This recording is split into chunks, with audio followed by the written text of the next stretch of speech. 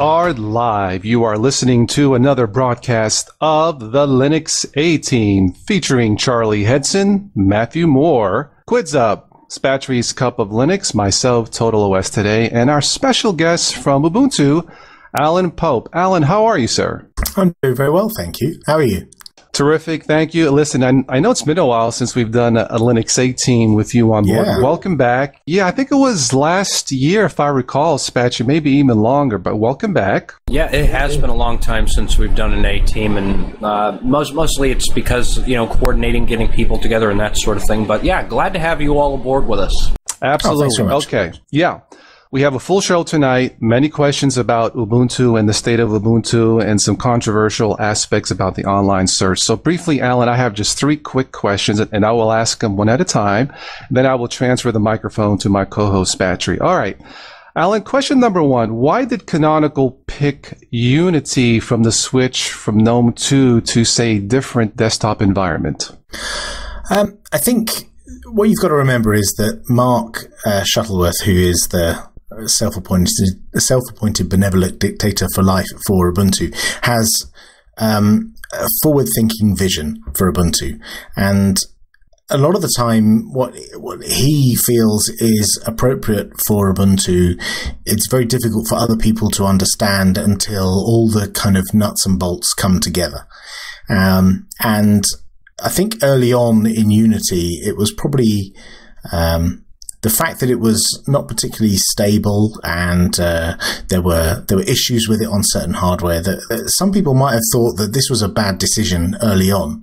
And I think only after some time it's kind of come together and actually works. And there's a significant number of people out there who use it, that actually it seems that maybe this was the right choice after all, because where Mark's vision seems to be is with convergence of phone, tablet, desktop, TV, fridge, toaster, everything into one code base, so that developers who are developing apps for the platform aren't having to develop different apps for different platforms. They can develop one app and have it work on all of those different platforms.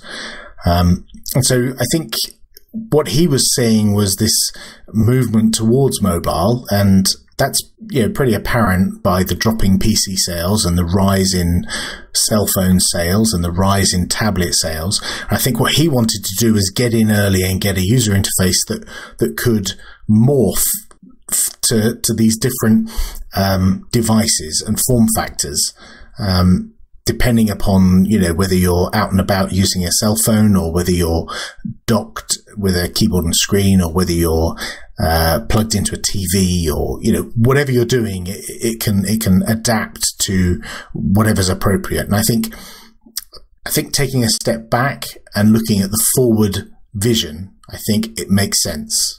Maybe 4 years ago when Unity was first announced, maybe it didn't make sense, but I think it's starting to come together now, and with the version of Unity we're now shipping on the phone, it kind of is coming together. I don't know if that fully answers your question or okay. not. No, that's perfectly fine, Alan. Yeah, when I first saw Unity, I think it was version 11.04, I thought, wow, well, this is different. But, the first time I saw it, I thought, I think I like this. And I think, Alan, many in the Linux community, the diehards, thought that Unity just plain was awful. Now, maybe it was my Windows brain talking at the time, but I have to tell you, going to present day now, 12.04 is rock solid. It is the first Linux operating environment where I am booting more into that Linux than I am into Windows 7, and that's how solid it is. So, congratulations. Wow, must be good. Yeah, it's solid. So congrats to you and the team who brought us 12.04, and it's quite stable. It's been a rocky road, I admit, and I think we all will admit that it's not been smooth sailing all the way from the very first announcement of Unity back in Brussels, whenever that was a few years ago, that Unity would be the default desktop. And everyone saw it as a netbook only thing. And I think Mark was pretty clever in realizing that netbooks wouldn't be around forever, and that people were actually moving towards mobile and tablet. And I think it's starting to come together now. But yeah, I think we're pretty cool. Yeah, we're pretty okay with what it is right now. Okay, well, let me just take the next two questions and combine them into one because I want all the guests to chime in tonight. Briefly tell us a little bit about the current Ubuntu, which is codenamed Saucy Salamander. I love it. 13.10. Talk a little bit about 13.10, and if you would explain exactly how the online search function works, and what exactly are these things called smart scopes. By the way, if we have any Windows users, like joining in later or like listening to this later, please go to ubuntu.com. So, Alan, talk a little bit about 13.10 and what exactly is the online search. So we release a new version every 6 months, and 13.10 is the latest version that we put out on the 17th of October this year, 2013. And this was a bit of a revolution for us because not only previously we've iterated every 6 months and produced a desktop version, and this was the first 6-month cycle where we've actively created a version specifically for mobile phones. So right now my phone on my desk is LG Nexus 4 and it's running Ubuntu. And a lot of the code that's on my phone is exactly the same code that's shared on my desktop. So the vision is that you would have the same code, be that kernel and platform infrastructure components on your phone, on your desktop, and your TV and your server in the cloud, everywhere. It's all the same code. So when a vulnerability is found or when a bug fix is made, it can be sent out to all of those devices all at once, and they all get fixed at once.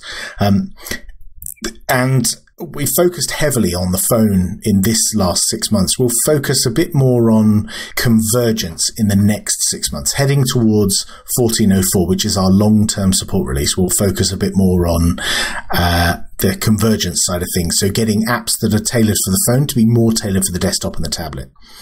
In terms of smart scopes is something we wanted to land in 13.04, but it just flat out wasn't ready. And, we're not afraid of pushing the boundaries and putting new stuff in the distro. But equally, if something is pretty broken or not ready, then we will pull it and we won't put it in the distro. And Smart Scopes wasn't ready in 13.04.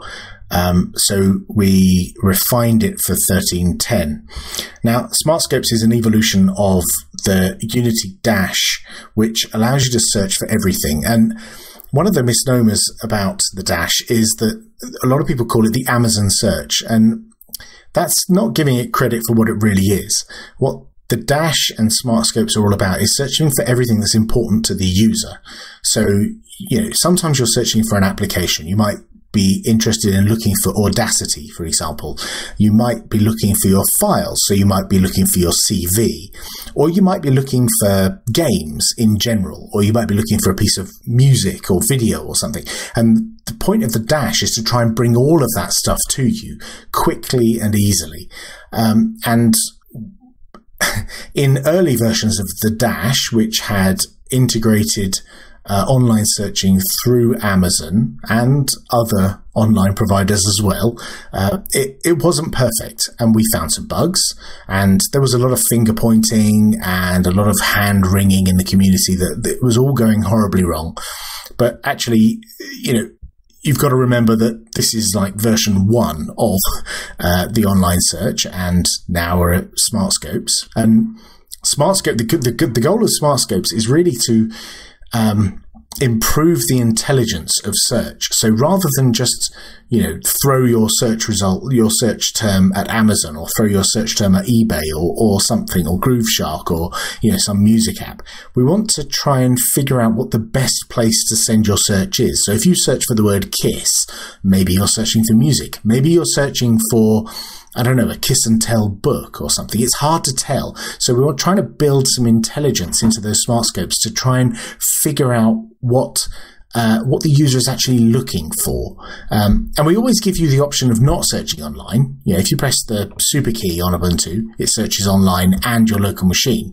But if you press super A, it searches only applications and doesn't search online. If you press search super F, it searches for your files and doesn't search online. So there's always options where you don't search online, but a lot of focus has been on the fact that if you press the Ubuntu button in the top left or you press the super key, it by default searches online. And that's intentional because it's trying to get everything you could possibly want to search for. It's trying to be like the Google of your desktops, find everything that's appropriate for you, if that makes sense.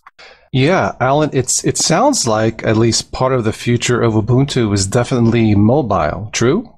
Totally. I mean, I don't know anyone who doesn't own a smartphone. I know a couple of hippie refuseniks who don't own a smartphone, but Okay. most people I know own a smartphone, and they're using that as their most often used computer. Previously it would be you go into a special room where there's your desktop PC, and it's a special room in the house where you go to do your computing. But now, you could be standing in the street and do some computing, or you could be waiting for the kids at school and do some computing. What your definition of computing is debatable. It could be updating Facebook. It could be searching for a restaurant to go out for your anniversary or something. It's a portable computer device, and so we need to be there because that's where people are going. Thank you, Alan. Okay, at this time, I will transfer the microphone to my co-host, Spatry. Hi, thank you, Toss, and thank you for joining us, Mr. Pope. You said a lot of really good things about the Unity interface, the smart scopes and everything, and I even learned a lot about them that I didn't even know about. And but one of the questions that came to mind as I was reviewing Ubuntu 13.10, the Saucy Salamander, one of the things that came to mind for me is, what about the new user that's coming over to Linux from Windows? They may be put back by seeing a lot of Amazon results and that sort of thing. And has there ever been any discussion by the Canonical team to possibly make an option for people to opt out of that if they wish during the install process? We get this feedback a lot, and when I can remember about a year ago being in Copenhagen at an Ubuntu Developer Summit when the Electronic Frontier Foundation, I think it was the EFF, published an article about the shopping lens, the search feature in the dash, and the online kind of hand-wringing didn't really say anything we didn't already know. We already knew that it was searching in a particular way, that it was presenting results in a certain way. We knew that we were getting feedback from some people that the results were inaccurate or inappropriate, and we're trying to fix that with smart scopes to make it so the results are more appropriate. But to us, it feels like the best way is to search everything by default, so that when a user searches for something, they don't get only half the results they were expecting. Whether we turn that on or off and have a bunch of questions during the installer, I don't know. That's partially a design question. It's partially a policy question. It's kind of out of my it's above my pay grade, if you like. But I know we're constantly thinking about these things, and it's not. It's often seen that we're like this closed shell where we make these decisions and, basically stuff the community, they'll get what they're given. And that's totally not the case. There's an awful lot of discussion that goes on about these things, both internally and externally with other people. And we're talking about this and changing it all the time. Whether we add a tick box to make it opt-in, I don't know. It's certainly an option. Okay. Charlie, what do you have to say? Well, you talked to in the beginning about bringing Unity to the desktop, and I remember when 1104 was introduced to us, I thought it was the most beautiful thing I'd ever seen, and we went and installed it on almost every machine in the house, and I just wanted to thank the Ubuntu team for that. We love Unity. We love the way it looks. It's absolutely beautiful. One of the things that I'm curious about with the 1310 and the way that it searches, to make the question simple, is does it learn per se based on my search results specifics? So one thing I have to say is that I don't work in IS, and I don't work on the team that works on scopes. So just to be clear, I may not have 100% exactly the current state of affairs. But as I understand it, smart scopes are designed to figure out that, if someone searches for Huey Lewis, chances are they're looking for music, and so we should bubble music up further in the list of results that they get. Not that we should track that person because they search for Huey Lewis, therefore they may be a terrorist, or, whatever. You see what I'm getting at. We're not trying to identify individual people. We're not trying to track what people are doing. What we're trying to do is make the scopes smarter. And to make the scopes smarter, what we need to know is when someone searches for Huey Lewis and they get a bunch of results, including their, personal Huey Lewis diary doc or whatever it is they've got on their local machine, and, folder called Pictures of Huey Lewis, there may also be online things like the Wikipedia page for Huey Lewis, and, music from Huey Lewis, which sounds a perfectly reasonable thing to search for.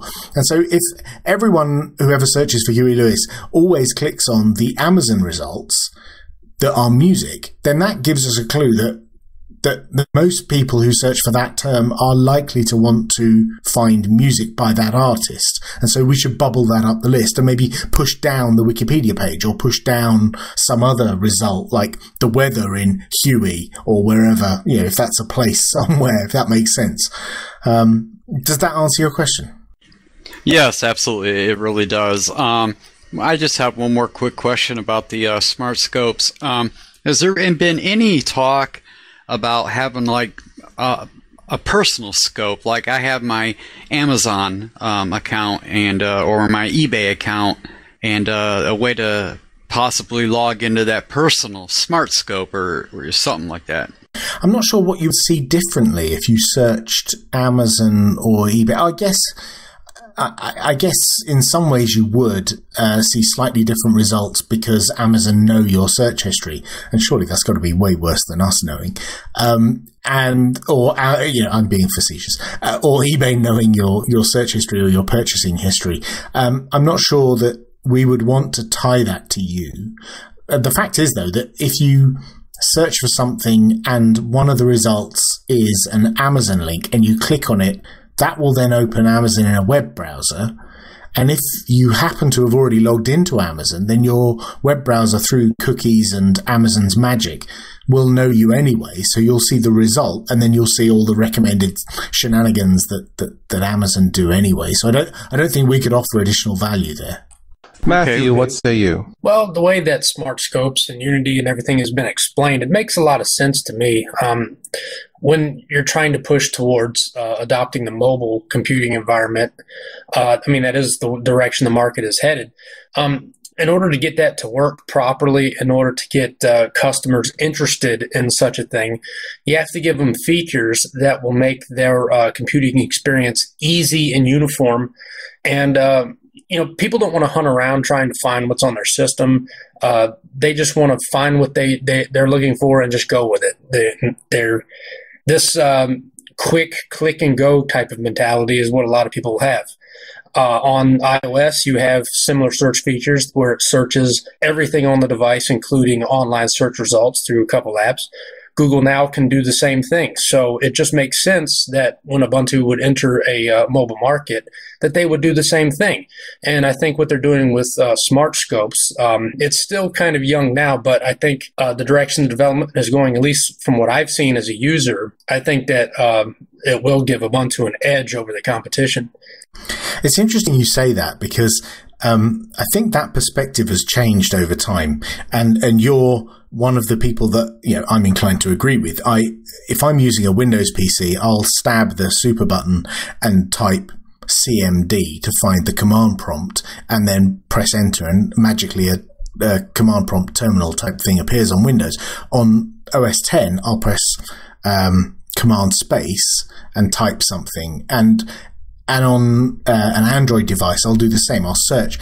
To me, it feels natural. But a couple of years ago, when we first introduced Dash as being, you search for things, you don't hunt and peck through a menu, people were in uproar. They were incredulous that you would possibly not show me a full list of every application I have on my machine. And obviously there's a significant chunk of existing Linux users who prefer the GNOME 2 style 2-panel menu in the top left-hand corner where you hunt through and find the application you want because, memory effect, you know where it is, or you know what it's called, or you know the icon. There's certainly a significant portion of the community who like that kind of thing, but equally there's a flip side of people like me and like yourself who are quite happy to just type the first 2 letters of Audacity, AU, find an icon and then press it with the mouse. And that to me feels like the way we're going on every platform, not just Unity on Ubuntu. It seems everyone's doing that. GNOME Shell is doing that. Windows, OS X, iOS, Android, everyone seems to be doing it. Even Firefox OS, they're all doing that. It just seems that maybe sometimes other people either need to keep up or they just need to go with Cinnamon or Mate or Mate or whatever you call it, whatever other desktop they want to. Well, a lot of people really don't like change. I think that might be a big part of it. Yeah, those people need to suck it up. Quidsup, go ahead. Well, I really do like Unity, and I've kept with it all the time here, and despite what many people have said on my YouTube channel of, why do you use Unity? You should not use that. And, I do like it. I like the way of searching, of the ability to just press the Windows or super key and type in a couple of letters to get the application. I'm not so sure about this new smart scopes, though. I'd certainly agree that's a great thing for a mobile phone. But for the desktop, I would rather have my default search of pressing the Windows key as bringing up my locally installed applications and documents. And perhaps if there was some other method of, like, say, a super key and W or super key and S to bring up the smart scopes, then, I would definitely use that. But as it stands, all I end up doing is just turning off the online searching and carry on that way. And so what's the rationale for turning off searching? Is it because you don't want to see the online results? It's partly the online results, yeah. But it's also the speed loss. It's a lot slower still. Yes, I would have to agree. Right. So there's two problems there. There's one that, you might not want to be sending your search queries through Canonical, and I can understand some people don't want to do that. And then there's the performance impact of you type a couple of key presses and then have to wait for the results to appear. Yes. Yeah, absolutely. Yeah, 13.10 though was a definite improvement. I'll give you all that on this. Yeah, and I think that's one of the reasons why we were like itching in the last release to get smart scopes in, because we knew that would improve things over the previous release. And I know on the phone, it's bizarre. I just typed Huey Lewis on my phone and and got some random results. And it's certainly something that we need to improve. And the good thing is that we're constantly working on that. The question of I don't like my search results going online, well, you can flip the switch and turn that off. The question of I would like this to be faster, well, we just have to improve that. And we need to file bugs and analyze where the bottlenecks are and figure out how we can make that faster. That's just something we have to do. Okay, at this point, I'd like to give some shout-outs to some people who made some comments on IRC during this discussion. And one of the comments that came up is Canonical working with other companies and or online stores to add their services to the smart scopes. Was that a question or a comment? Yeah, that was a question. Is Canonical working with other companies and or online stores to add their services to the smart scopes? So the commercial side of things is not an area that I deal with. So I don't know. I know that we haven't worked with anyone already. So I'm pretty sure that I know everyone says that Canonical is in bed with Amazon, but as I understand it, we're not. We're just using Amazon in the same way that anyone else signs up for an affiliate account. And when their friend says, hey, what was the name of that, USB battery you bought? You go to Amazon and then you think, shall I give them my tagged URL? Yeah, I will. We're doing exactly that. We're just tagging the URL in the same way that anyone else as an affiliate does. It's not like we have a special deal with Amazon or anyone else. Whether we have deals upcoming with other commercial partners, I don't know. That's not my department.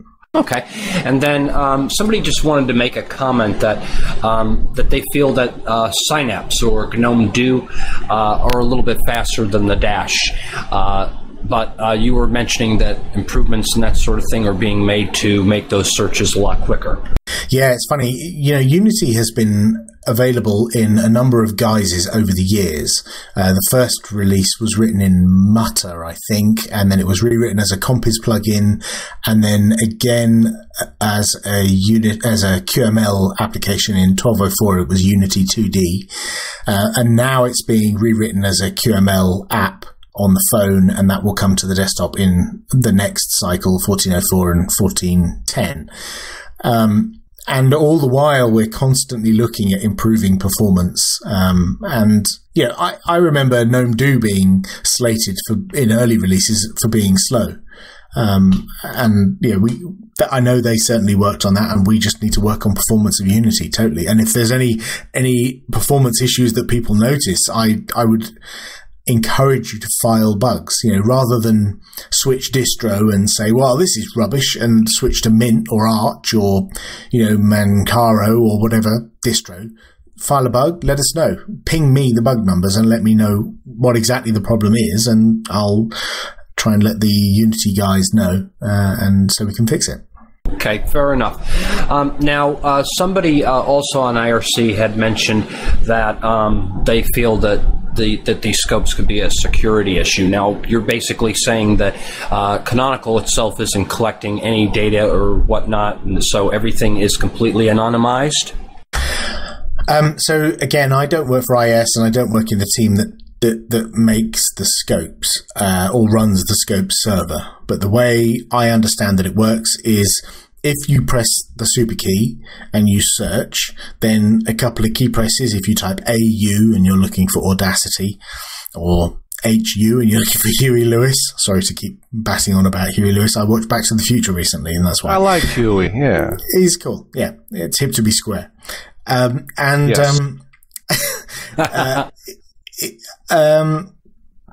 So those couple of key presses are sent through a Canonical server, as I understand it, to the SmartScope server, and the SmartScope server will try and figure out what the best results for you are. It's difficult in these times of Snowden, NSA, and GCHQ to justify sending anything online, and I completely appreciate that, and I know that the IS guys at Canonical are some of the most paranoid, most security conscious people I know.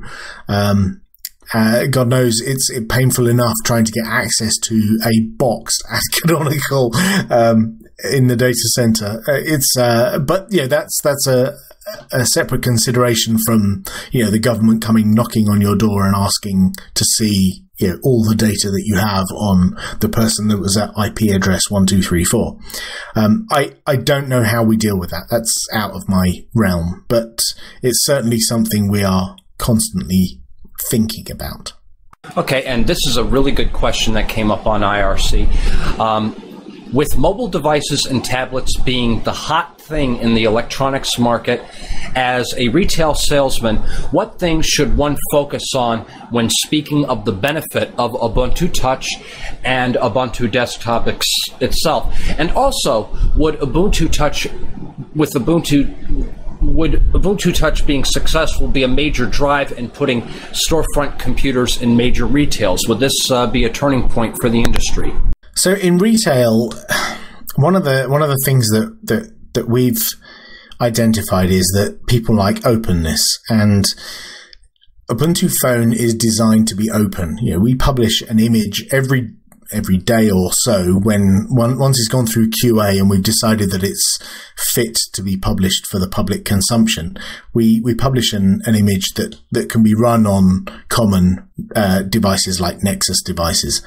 In the retail sector, we have in the Far East, in China and India, we have a huge number of locations where you can go in and buy a laptop from one of the very major manufacturers who you all know the names of, the top 5 or so manufacturers. Unfortunately, we haven't got quite to that point where you can buy one in every retail store in the West, in America and Europe.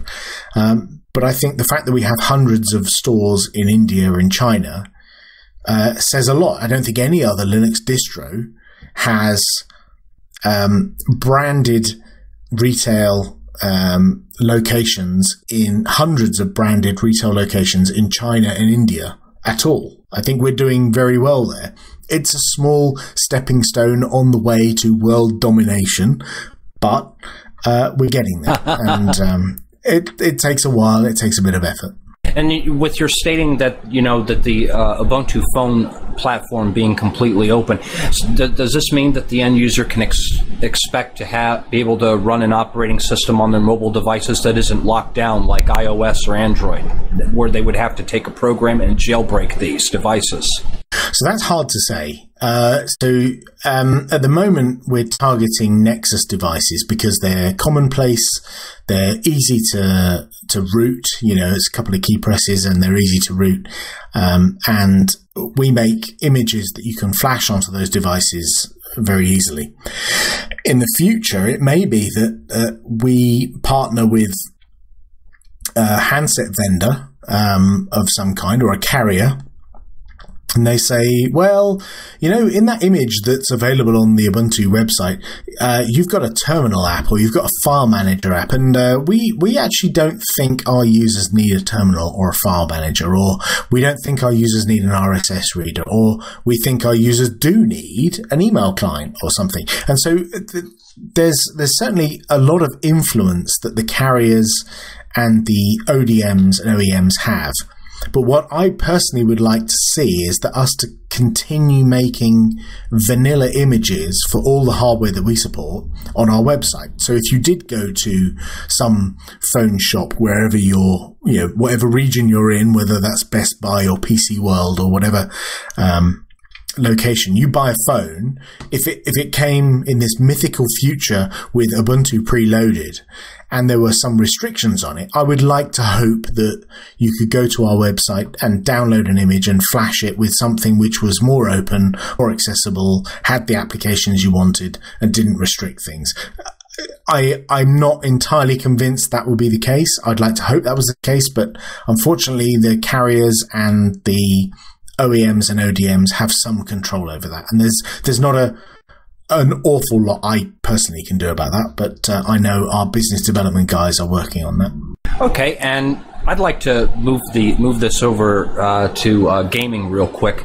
Now, I'm not sure if you've read any of the reports that Phronix has been making, but it appears that Ubuntu 13.10 is going to be a major contender to Windows in terms of gaming performance, and I'm speaking about Windows 8.1. How do you feel that SteamOS, I know SteamOS has been making a lot of news as well, and of course their Steam client is made with Ubuntu support in mind. How do you think this is going to impact the Linux desktop as we see it today? So when Steam for Linux was announced over a year ago now. Well, nearly. Well, it was a beta about a year ago, and then they publicly announced it a little while after. There were very few games. I think something like February this year, there was about 100 games, and now there's like 300 or so. It's ridiculous how it's expanded. And you've got to think about things like the Humble Indie Bundle, where you can pay a nominal amount of money to developers, the Humble Bundle, and charity, and get a significant chunk of really cool games that run on your Linux machine. and a bunch of Steam keys that you can redeem on Steam so that you can play on whatever platform you like. I think that's amazing. And it's amazing how far we've come in just maybe 2 years. I know Phoronix, Michael Larabelle, has been saying for a long time that Steam is coming to Linux, and he's seen it, and it's coming, and it's coming, and it's coming, and now it's here, and it's brilliant. Now Valve have said they're focusing on SteamOS and their amazing new controller, which I think looks brilliant, and I can't wait to get my hands on one. I think now is the time to start asking developers, will your game be available on SteamOS? I think that's the question we need to be asking people. Not is your game available for Linux, but will your game be available on SteamOS? Because as a byproduct of being on SteamOS, you're going to be on Linux. So personally, when I see a Kickstarter or an Indiegogo campaign that touts a new innovative game, I will ping the developer and offer my help to test their game on Linux, because SteamOS is coming down the pipe, and it's coming real soon now, and your game needs to be on SteamOS. So I'm willing to help you test your game on Linux. And I've had some good success with that. I've had a couple of games where I've spoken to developers and said, look, I'm just some guy who happens to run Linux. Would you like to give me a copy of a demo of your game, and I'll test it out on Linux and give you some feedback. And then you'll be one step closer to getting your game in SteamOS. And I think that kind of thing benefits us. We can be kind of both selfish and giving in that regard, in that helping developers get their games over to SteamOS and benefit us getting games on Linux. And it's not just Ubuntu, it's all Linux distros, because whilst Steam targeted Ubuntu 12.04 as a supported desktop of choice, the fact is that there are hackers out there who will bend it and grind it and hack it about a bit to make it work on SUSE and Debian and Arch and Manjaro and all these other distros, and that's super cool. That's brilliant, and it's great that all these other distros exist, and it's great that everyone runs these other distros, and it's great that those games run on Steam on those other distros. My son had a question, Alan. He saw something on the news. Is Battlefield 4 coming to Linux? Hello, Michael. I have no idea. Okay, Michael's listening. Something about a company called DICE. DICE makes Battlefield 4. Okay, he saw something on the news. I didn't quite catch it. I don't know if somebody else caught it, but I have no idea. I have. So what Michael needs to do is to contact the publisher, the distributor of that game, and let them know that he is a keen Linux user and he would really love for that game to be available on the desktop of his choice. Michael has his ears glued to the speakers. Get away, get off of here. Will you give me some room here, Michael? Anyway, thank you, Alan. All right, let's close this out briefly, talk about the future. Can you give us any hints about the next Ubuntu Trusted Tar? I have no idea what a tar is, but can you give us any hints of what's coming? I have no idea what you're talking about. What? Yeah, I thought I saw a sneak peek of the next name for Ubuntu 14.04. Trusted Tar? Trusty Tar. It's a goat. Oh, okay. Yeah. Sorry. It's a type of goat. So for those who don't know, Ubuntu releases every 6 months, and each time our founder and benevolent dictator and owner of the company announces the name of the code name of the next release of Ubuntu, and it's always based on adjective animal. So we've had warty warthog, breezy badger, hoary hedgehog, and all of the rest of them have suddenly disappeared from my head. And the latest one is Trusty Tar. And a tar is apparently, T-A-H-R, is apparently a type of goat. And I would expect to see some interesting innovations in Trusty, in that we'll get the convergence from phone to desktop and tablet. So we've been working on the phone over the last 6 months, and we'll be working more on tablet and desktop in the next 6 months. Cool. All right, well, let's go run down the list here of our guests for some closing comments. Charlie, go ahead. Talk about wakey, Charlie. I'm here. Talk about the Steam OS and making their games available. How does that? We got to get together with the video card, the drivers. We got to get a hold of ATI, AMD, and NVIDIA. And how are their reactions to SteamOS? Have they offered any support? Yeah, totally. I wouldn't worry. Do you know? As a gamer, I wouldn't worry about that. That's the least of my worries. What worries me more is that developers are targeting SteamOS and Linux. The driver side, yeah, you can ping your video card vendor of choice, whether that's one of the three, Intel, AMD, or NVIDIA, or SIS if you're from the past. But I would focus more on the game developer, because what happens is the game developer will use some kind of toolkit, whether that's Unity 3D, SDL, or Ogra, or some other toolkit in order to run their game or port their game to various platforms. And I would focus on the developer rather than the driver manufacturer, because we'll figure that out. Now, I read Linux news every single day, and I can tell you, Charlie, that both NVIDIA and ATI have really stepped up. They're releasing a lot of updates to their graphics drivers, and they're improving them. So, ever since the announcement that Steam or Valve has made about releasing SteamOS has really pulled in a lot of developer support. So we're going to be seeing a lot more innovations in terms of better drivers and stuff for our Linux machine. So it's good news indeed. Oh yeah, it's excellent news, and it'll definitely drive me back into the gaming scene. Cool. Matthew, go ahead. Well, speaking of SteamOS, I think what they're doing is great. I think it's good for Linux, but I do think that they need to push marketing a little bit more, because so far at this point, most of the stuff I've heard about SteamOS is just from the open source community. In the mainstream and the public eye, it hasn't really been talked about that much. Even I have a friend that's a heavy Windows gamer, and he didn't even know about it until I told him. So I think they really need to be more public about what they're doing. And when they do finally come out with something, I think that they need to focus on maybe having some exclusive games that are only available on that platform, with also some perks. Maybe make something cheaper on that platform that's maybe available on the others as well. Just have something there to entice people to use that platform rather than another one. I think all these things are very important.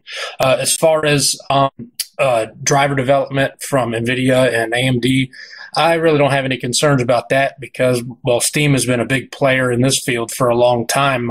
Valve has had partnerships with Microsoft and these other vendors as well. So that's not a concern. They're going to do whatever they need to make this the best product that they can possibly make it. But I still think that their marketing campaign for this is still a little bit lacking. But I think that if they really shoot for the stars on this thing, I think it's going to be a huge help to push Linux farther into the mainstream.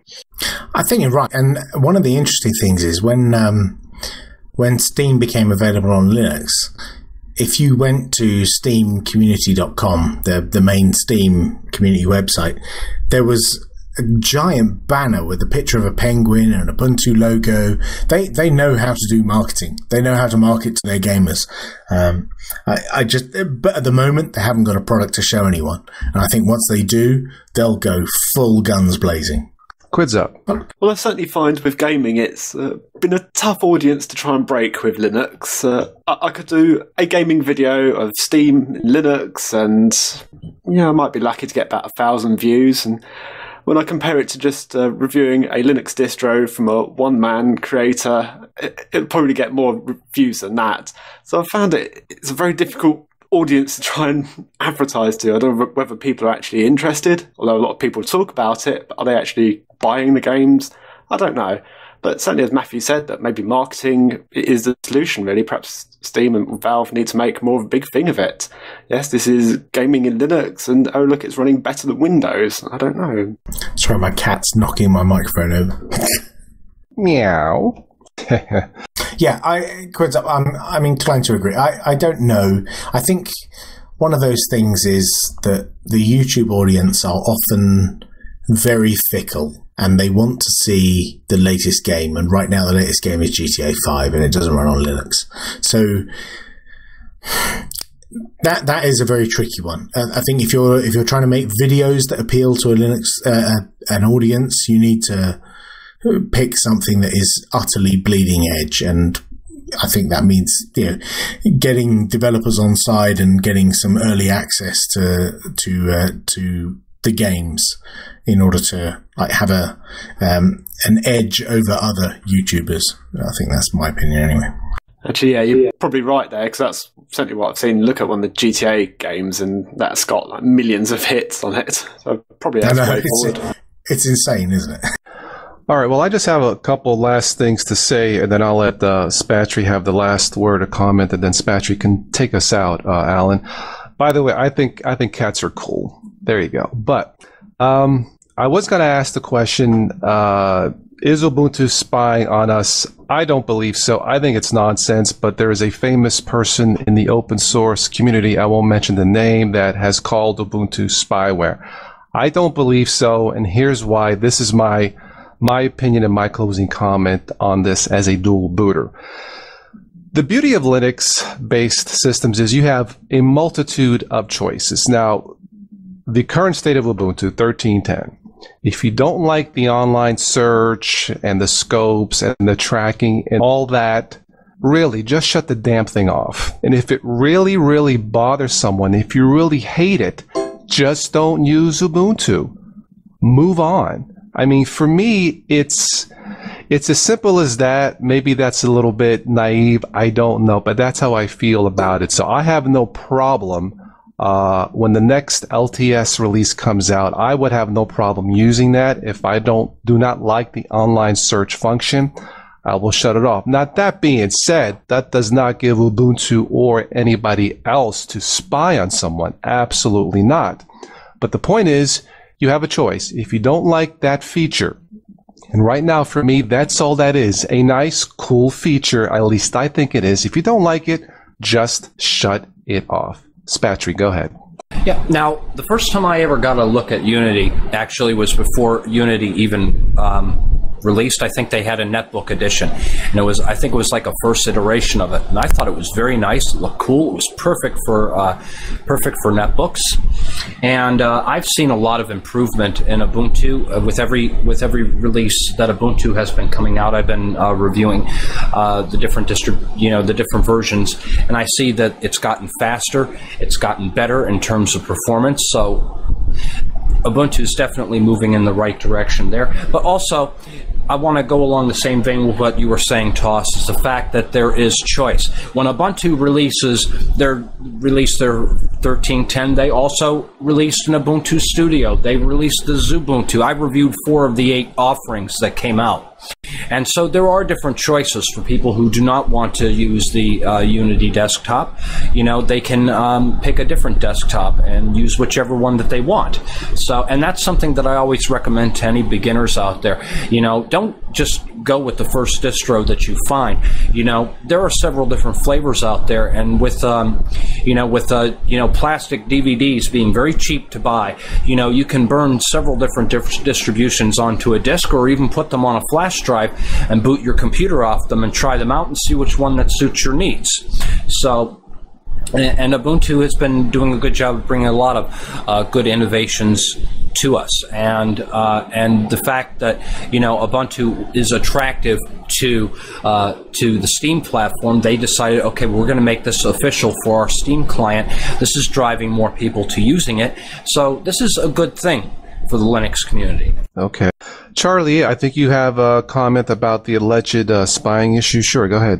Yeah, I do. We have that certain individual that tried to stir that up a little bit. And like you said, I think that the online search is a really cool feature. And for anybody who is new to Ubuntu, Ubuntu is the safest operating system that you could possibly use, and to think that there was some type of spying going on is insanity. Ubuntu is not going to do anything like that to tarnish the brand Ubuntu, and if there was some code or something being slipped in, it would spread through the Linux community like wildfire. It would be picked up almost immediately if they saw that. So Ubuntu is absolutely safe, and that there's a certain individual that should really probably take a deeper look into Ubuntu, and they would realize that themselves. Or a six-pack.